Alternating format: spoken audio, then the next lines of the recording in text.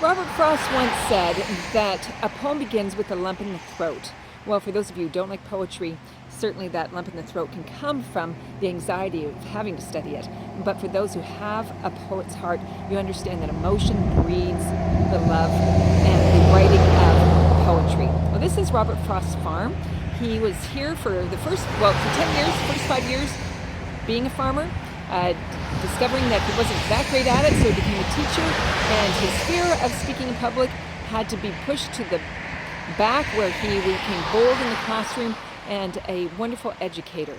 He also had time on this farm to be able to gain some inspiration. You think about that Road Not Taken poem that he's known for. Well, he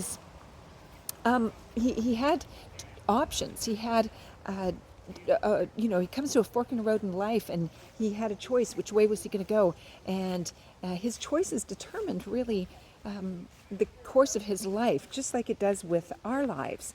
And you might think, well, how many choices did he have? Well, it's hard to make a living as a poet, and he moved to many different places. Yet, at this farm, he really gained inspiration for his poetry.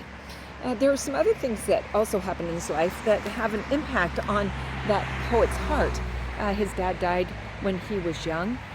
He had to put both his sister and one of his daughters in an asylum. Only one child outlived him. So there's lots of pain, but there was also lots of amazing opportunities that he had, where he lived in many different places, and also in Europe.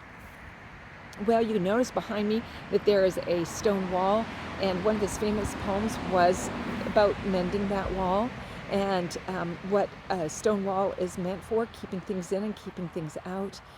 He actually read that poem at Kennedy's inauguration. He used it to reference the Berlin Wall, and it's certainly one of those poems you should get to know. I hope you have fun coming to understand more of Robert Frost's poetry.